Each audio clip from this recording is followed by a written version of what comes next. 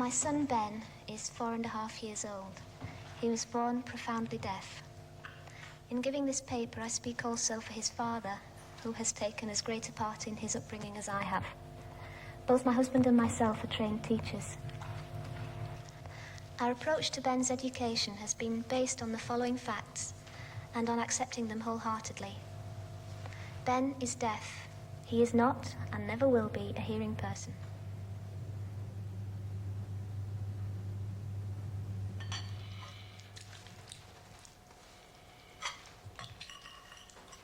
That's it. Put it on your plate. Yes, it's steaming and it's hot.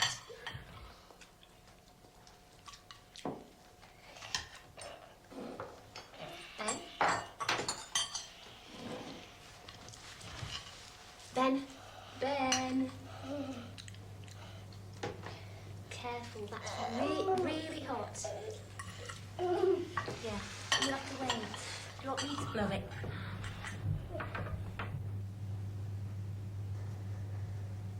I had Ben at about the same time as my next door neighbour had a baby girl. And there was about 2 weeks between them in age. And as they got older, we began to notice differences in the ways that they responded to things.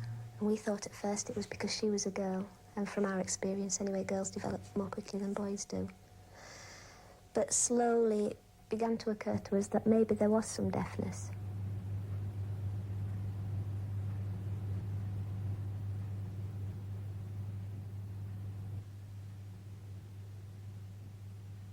We waited for a hearing test before we mentioned the deafness to anybody. And that hearing test wasn't conclusive. A second hearing test, which was at 7 months, wasn't conclusive. Finally, at 10 months, we had a proper hearing test which revealed, without any doubt whatsoever, that there seemed to be no hearing there at all.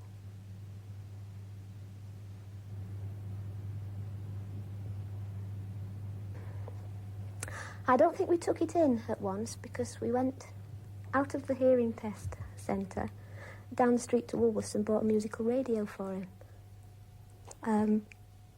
But after doing that silly little thing, we weren't...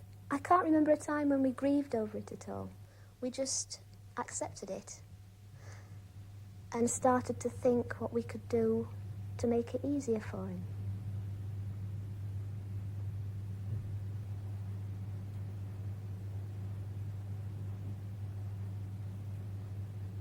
He was prescribed a phonic ear, which is a very powerful radio hearing aid. It's thought to be the best that you can use with a young child. It's quite large, it's cumbersome for a young child to use, and it took Ben a while to get used to it. In fact, the hardest part actually was the ear molds for him to keep them in. We used to put them in while he was asleep and hope he'd hold them in for about a minute or so when he woke up, but within half a minute he'd whip them out. But he grew out of that, and he did grow to accept it, and it became a part of him.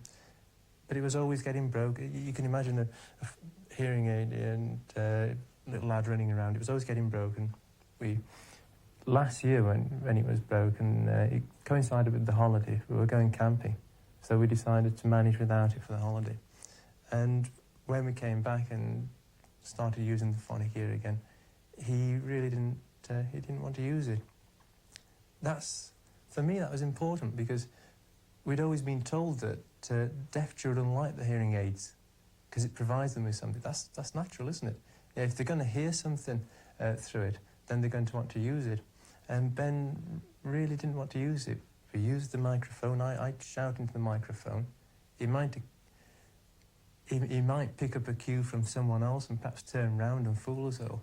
But we never had anything that confirmed the suggestion that Ben was getting anything through his hearing aid. And what was perhaps more important, or I thought it was more important, was that there was a change in the reaction of other people once he didn't have his hearing aid on. With his hearing aid on, everybody quite naturally assumes that he can hear something. So they shout and talk to him. Once the hearing aid's off, people started trying to use more than just talking. And they started trying to use natural forms of sign language, making up their own gestures. And I think that seemed to me something very important, that people were trying to communicate, and more successfully than they had done with the hearing aid.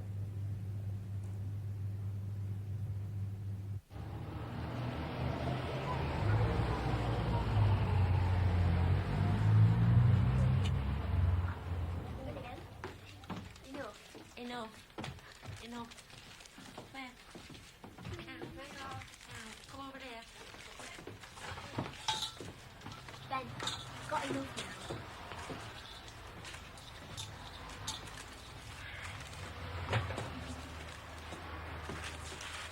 Kiss. Kiss. Oh, that's enough. We wanted to find out as much as possible about what it was like to be deaf and what the educational prospects were. And so we talked to as many professionals as would talk to us, and we read as many books as we could find. And quite frankly, we were amazed at what we read, and we were amazed at what we were told, because almost without exception, the impression we got was that the way you tackled having a deaf child was, in the first instance, to teach it to speak. That didn't make any sense to us whatsoever. We could see that the speech wasn't going in, or if it was going in, it was going in such a distorted way that no way was it forming a language for Ben.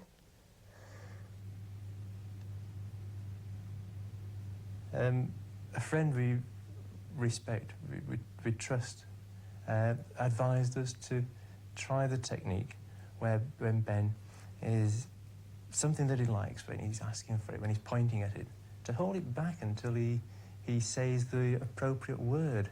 At the time, Ben was really keen on oranges.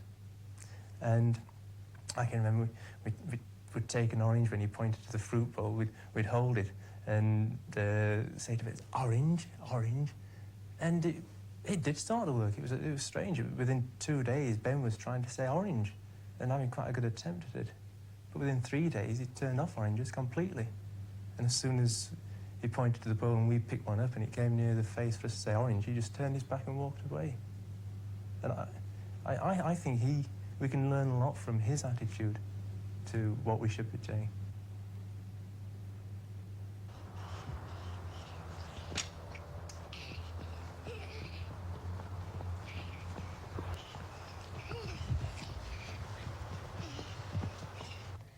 The experiences of the preschool years are extremely significant in determining the future quality of life of any child. Yet, if we pursued an oral-only method of education during those years, we couldn't reasonably expect language to be established before the age of 5. So we would be depriving our child of experiences that relied upon unambiguous, effective communication for precisely those years which we believe to be the most important of a child's life. In the course of our reading, we had discovered total communication, a new development in the education of the deaf, in which every possible means of communication, including manual communication, was made available to the child in order to get through to him or her in as effective a way as possible.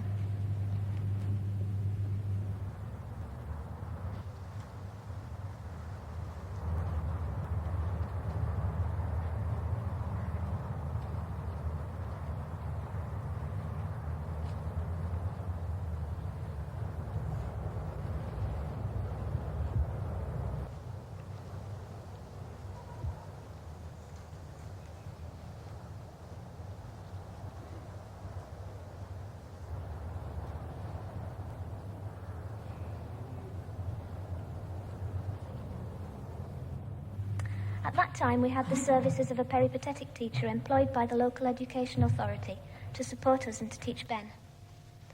In common with many peripatetic teachers then and now, she knew about total communication but had not passed this information on to us. Once we'd made the first move, however, she began to sign with Ben, and she arranged for us to attend courses in signing as and when they became available. So we were able to begin to talk to our child in a language that he could understand when he was about 17 months old. and communication slowly began to establish itself. The way sign language was offered to us was through a course given by social workers, and it was a course in vocabulary. It wasn't a course in how to use sign language. So what we had at first were lists of words for which we knew the signs. We didn't find this very useful in communicating with Ben. The easy part was knowing the signs. That was easy for us. It was easy for us to learn them. But actually transforming them into a language that we could use with Ben was very, very difficult for us. So we would talk and add the words that we knew in between. The first time we saw sign language in practice was when we went to a deaf club. And since then, we have found that that is the best way for us to learn how to use sign language.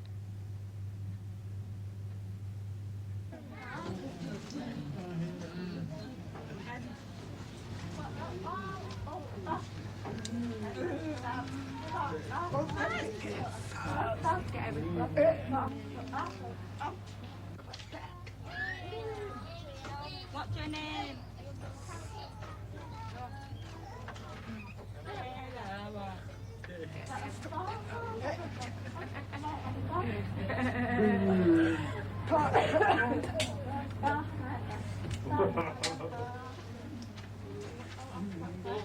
He is a very confident person when he meets people now.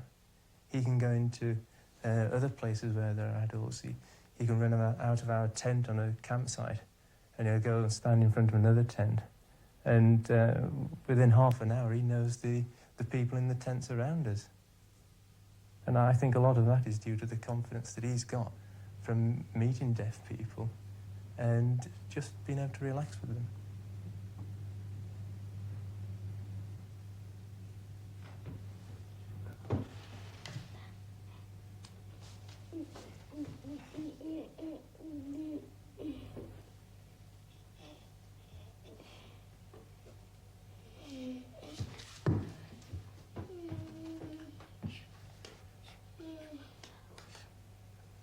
Sarah seems to have developed, well, she's had to develop a tolerance of someone who is different.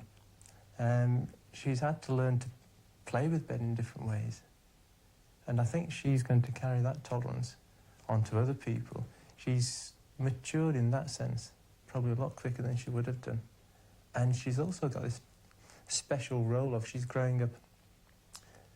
Hopefully she's going to grow naturally bilingual, because she's going to have two languages. She's going to grow up with English and hopefully with BSL. And I think that's a tremendous experience for anyone.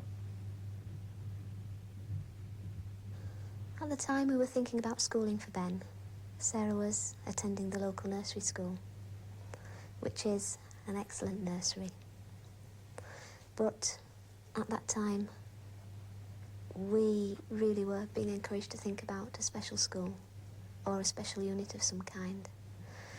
So although we would really have liked him to go to the nursery, we did go around and see the other options, but we didn't find one which we liked.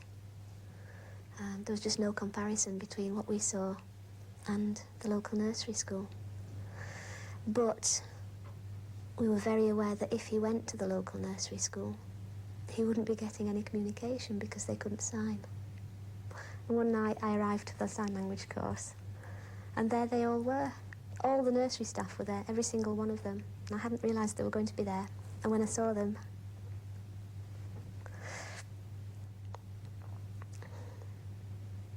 I had a great sense of relief, because really that was the only place I'd wanted Ben to go, and now it looked as if it was going to be a possibility because of the effort that they had made. Well, we were worried as to how we would communicate with Ben. We hadn't done any sort of sign language, or we hadn't had any experience with anybody who was profoundly deaf. We had had a child who was partially deaf, but we didn't do any signing at all with her. She had a hearing aid and could manage to hear quite well.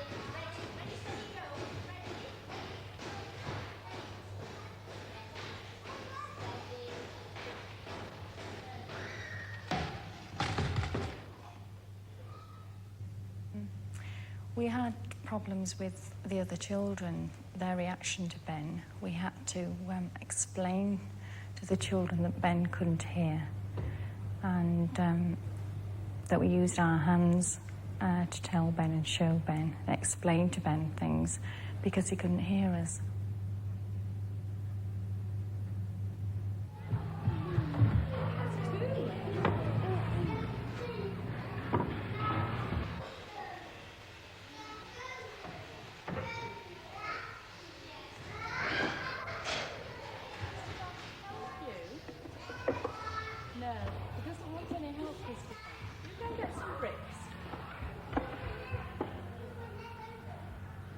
Ben, at first, didn't like physical contact with any of the children, really, at all. He wanted a big space around him. Gradually, you know, he overcame that, and the children started to react to him pretty well.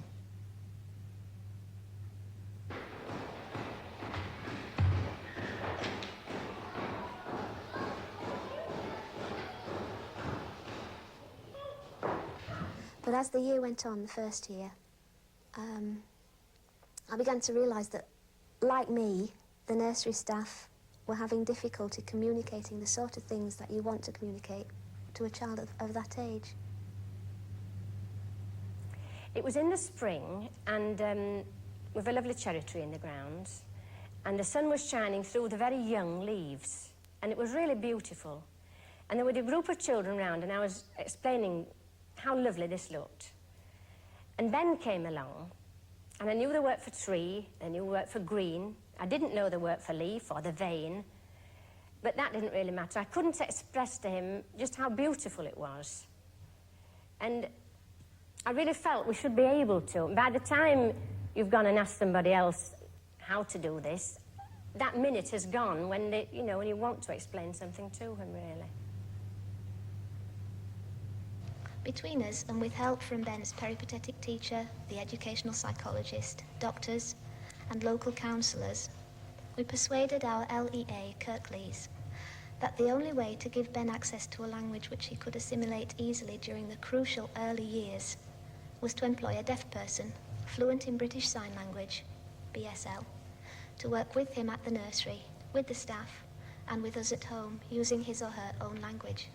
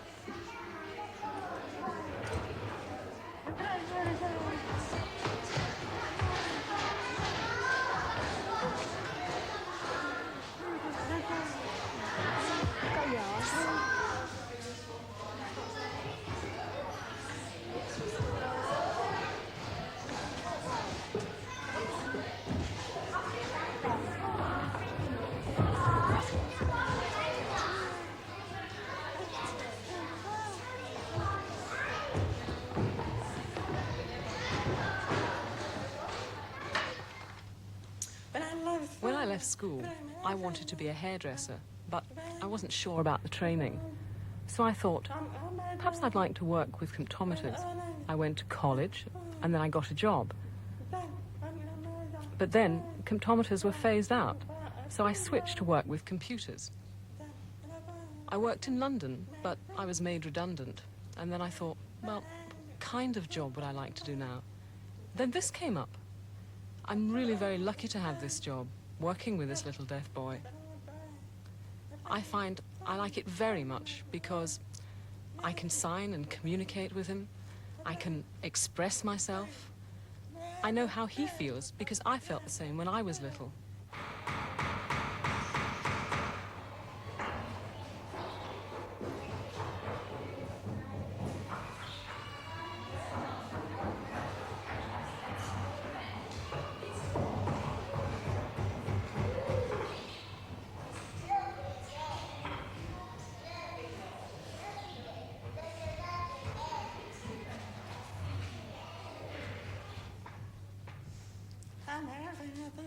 I'm interested in the job because Ben is the only deaf child in a large group of hearing children.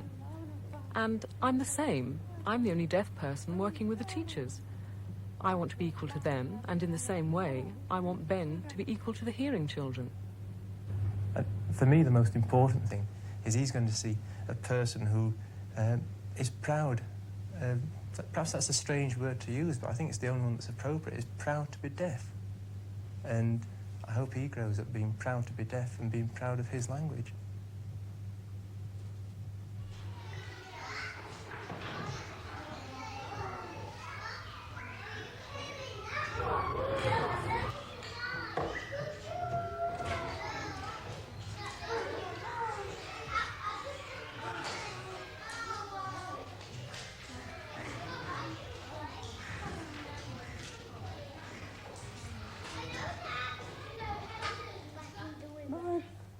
Do you remember what was in the box?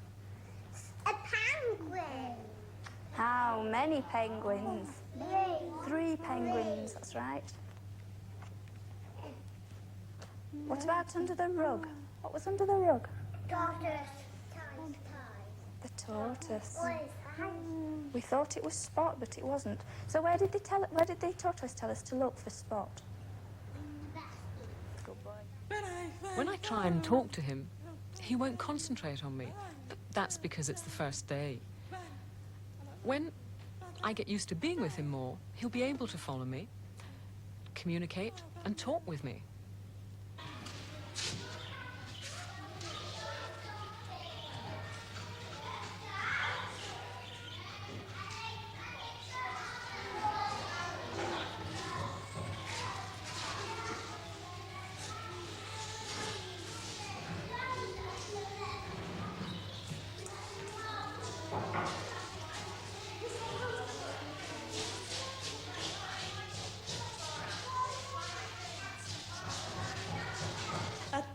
I think Ben is paying more attention to me now because he knows that we're both the same. We communicate. I've been telling him we're both the same. We use sign language. The other hearing people around have been watching us when we've been signing together. It seems that they want to try and use sign language, and they want to be able to do this with Ben.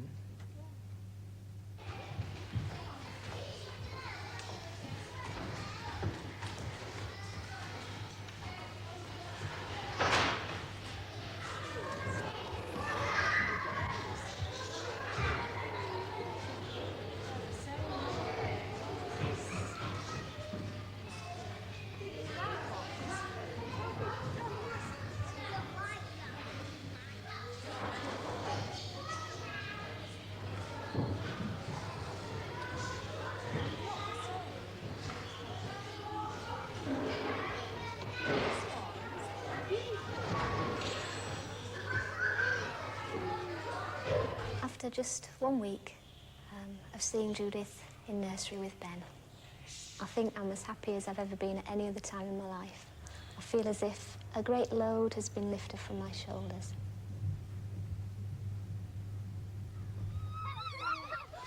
No, stop it.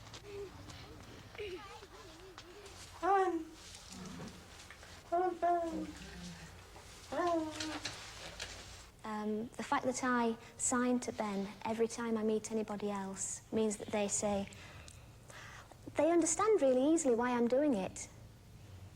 They grasp the fact that if I don't sign to him, he feels left out. And as often as not, their next thought is, wish I could sign. And fortunately, I'm able to say to them at that point, well, actually, next Monday, we are starting a signing group in the village, and you're welcome to come along.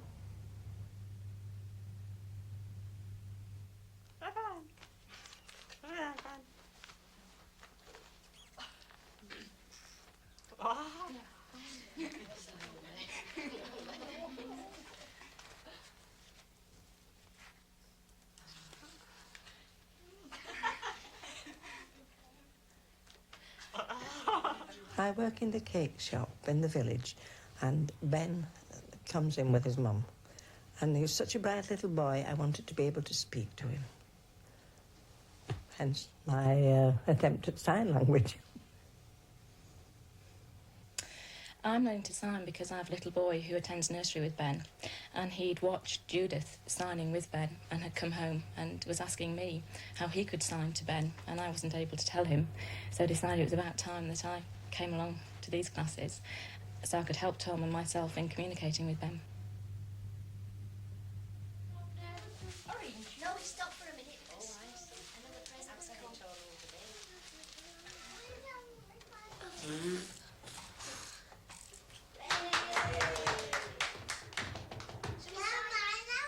Shall we sign happy birthday? No, mine. No, it's my turn. I'll see you. Sarah, after you. Try and sign it now. Okay. It's my turn. Happy birthday to you. Happy birthday to you. Happy birthday, dear Ben. Happy birthday to you.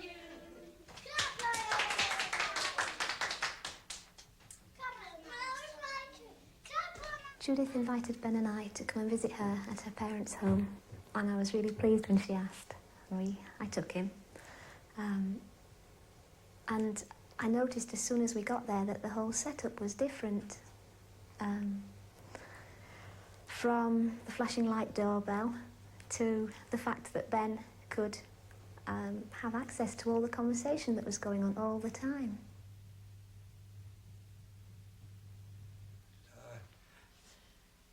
Why are you taking them now?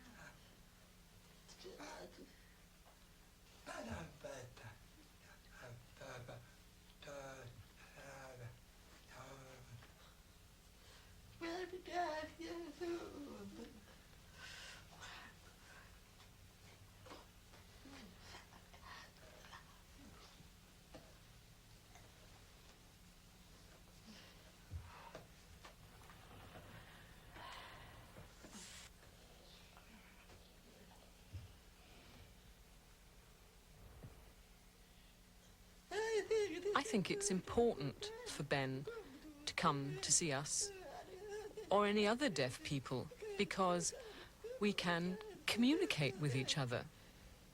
He'd never be left out. He would be happy talking with us. We can talk together. It will help him for when he grows up. He'll be able to learn so much more.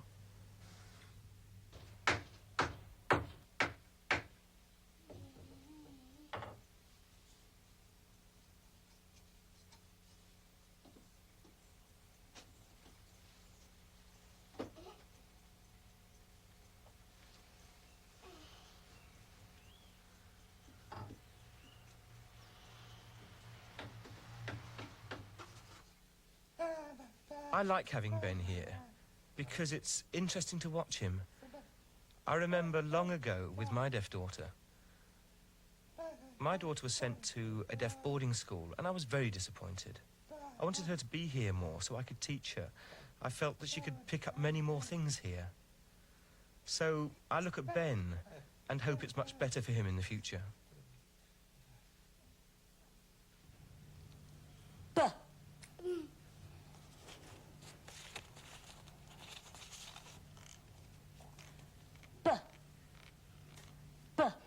You do it. Look. Come on. Buh. Come on then, do it. Buh. And again, make your lips pop. Buh. Make your lips pop. Buh. And again. Buh. Right. Buh. Come on. Buh. Good boy. Good boy.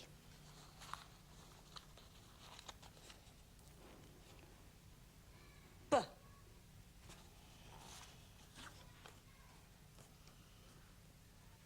Ben. Ben.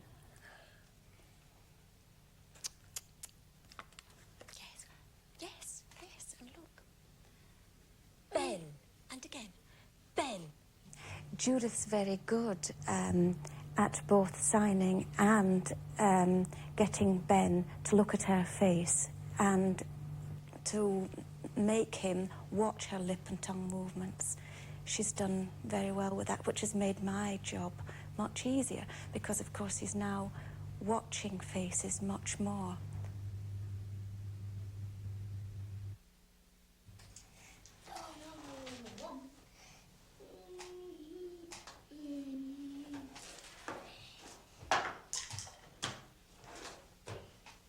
Lisa. That's not Mummy, that's Lisa. Hello. Which one's it in? Ben. Tell me. Blue. It's in the blue one. I'll have a look. That's right. It's in the blue one. Yes. Thank you. Your turn. Shut your eyes.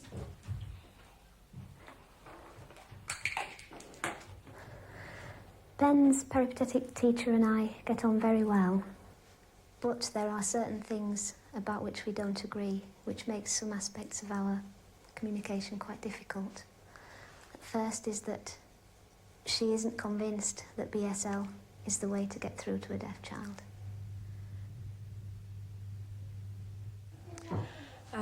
Judith uses BSL with Ben. I use sign supporting English. The other staff here are using signed English, sign supporting English. But I think there's a little confusion sometimes as to exactly what we are using, and that concerns me a little, that we're not all using the same thing, that Ben is getting a mixture of inputs.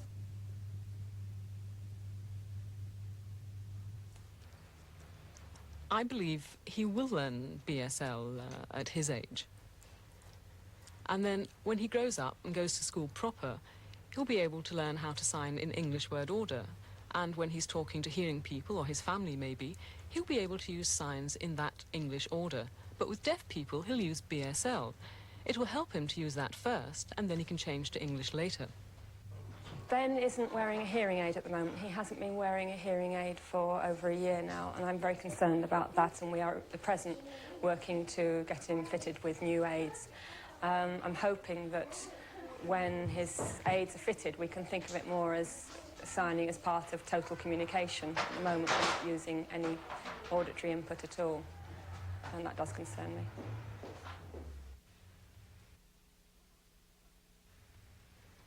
When I was at school, I never liked wearing a hearing aid. My teacher would say, "Is your aid working?" And I'd say, "Yes," but it was off. "Show me." So I would show her and switch it on. And she would say, "Very good," and give it back, and I'd switch it off again. I know you can't force Ben. When he grows older, he'll be able to say how much he can hear. Perhaps he'd like to wear a hearing aid later, but not now. He's only 4.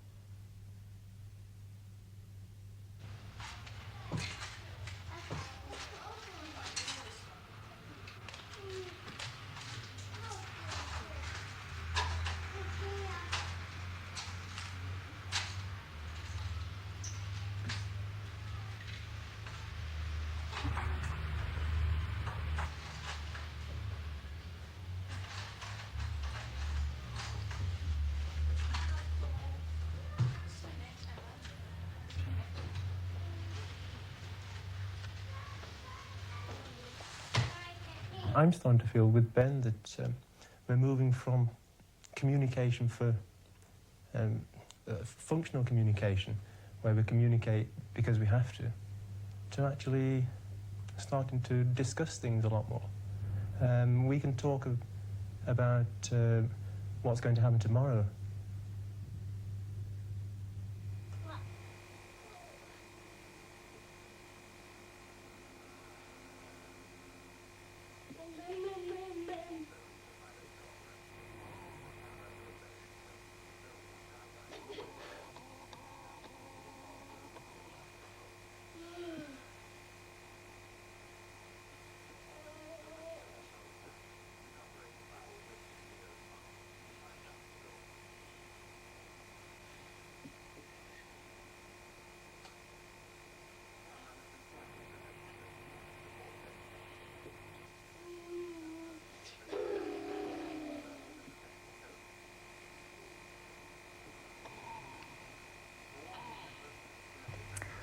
Ben is much more relaxed, much easier to handle. I'm much more relaxed because when I was on my own with Ben at home in the day, I was conscious all the time that it was my job to get as much language into him as possible. Whereas now, I can be sure that at least he'll have 2 hours in the day where he will be getting concentrated language that he can understand. And that's taken a lot of pressure off me because I saw it as a very, very big responsibility and one which I knew I just wasn't fulfilling.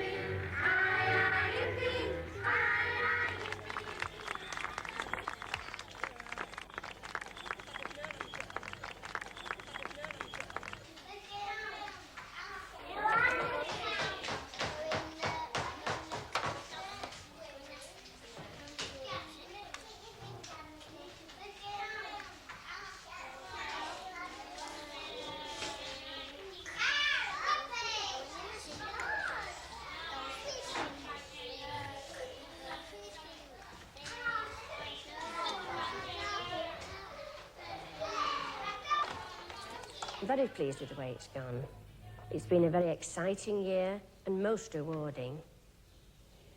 Ben's spontaneous signing is now a treat to watch.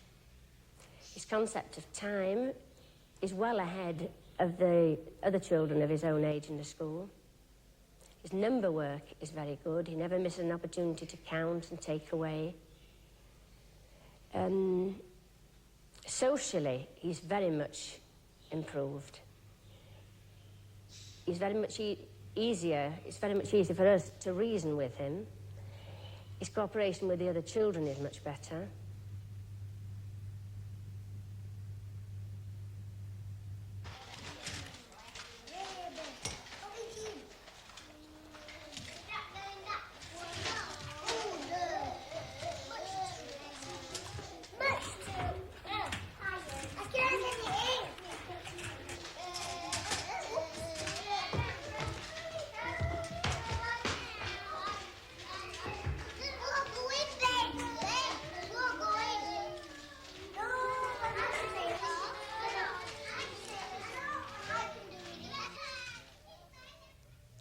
And he mixes with children very well. He's much more confident. Before, he relied on me, but now he can play with other children without me. If he needs me, he comes to me. He mixes with other children very well, talks to them. Some children understand him, some don't understand him so well, but Ben signs away to them. And the children are learning the signs.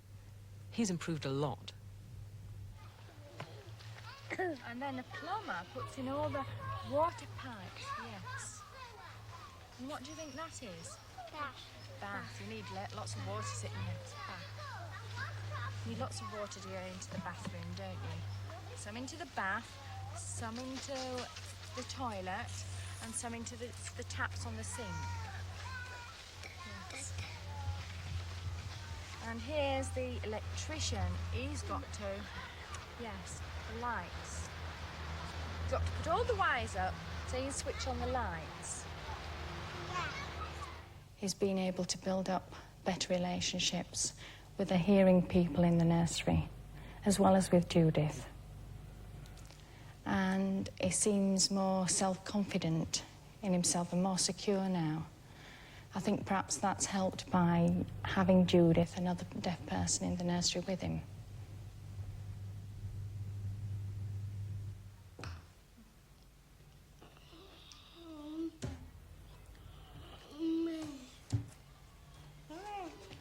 Do you have your hair cut?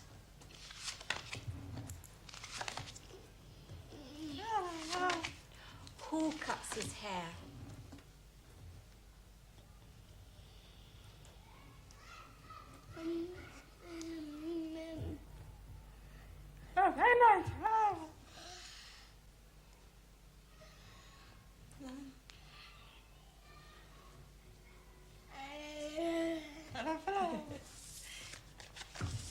It's so nice that we feel comfortable as a family and that Ben is part of the family. He takes a full role in family life. He can enjoy doing things as a family.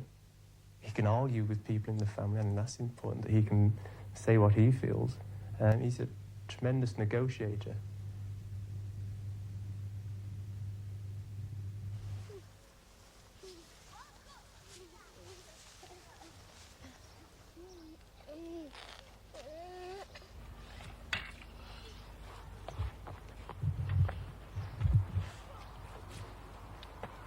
Along here?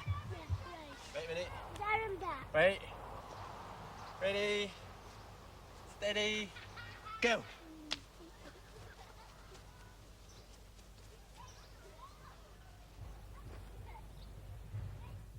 Another very important development is that Ben now knows that he's deaf, and he knows that he will be deaf when he grows up, and he can actually say to me, yes, when I grow up to be a man, I will be like Ian. He knows that hearing people communicate in a different way. He knows that we talk to each other, and he asks us now what we're saying when he sees us talking to each other.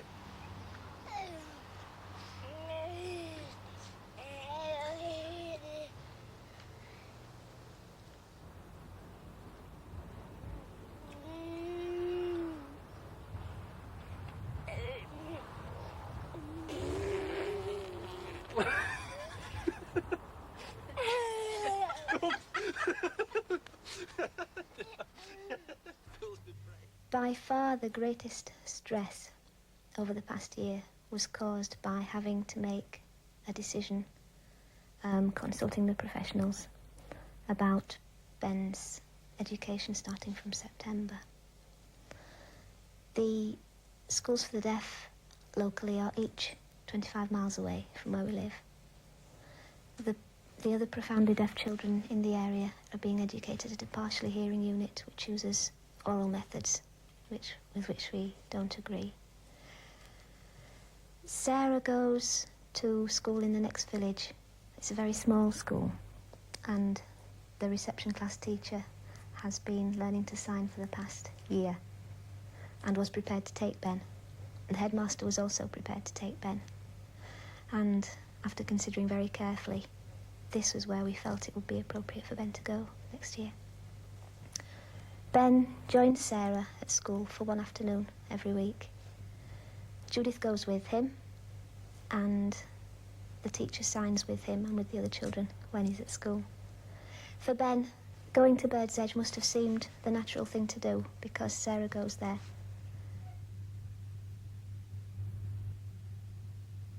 Right. I want you to make the shapes, the same shape.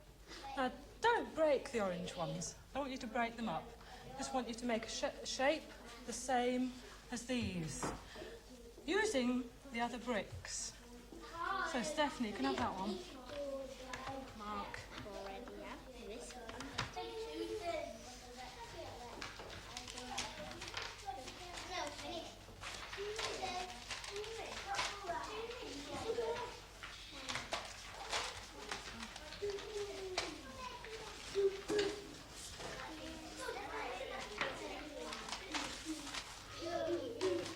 I'm going to have to be prepared to work much harder in Bird's Edge. It's going to be different from here.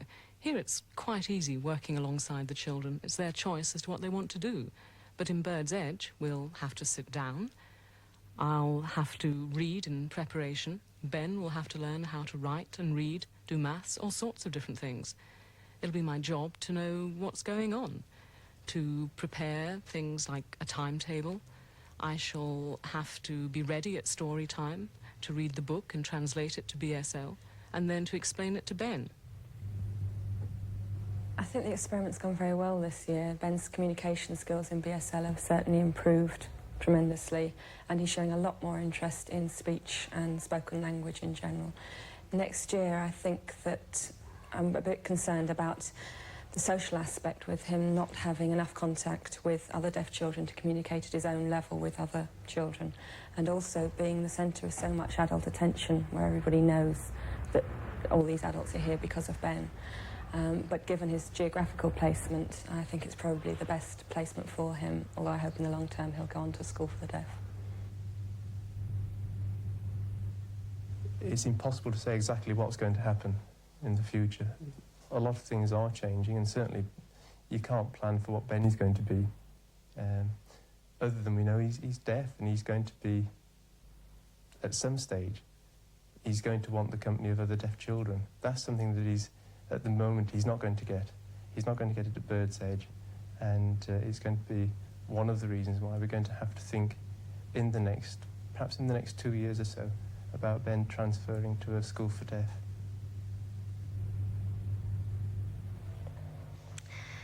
So many parents emerge tear-stained from their deaf child's diagnosis, feeling that a tragedy has occurred.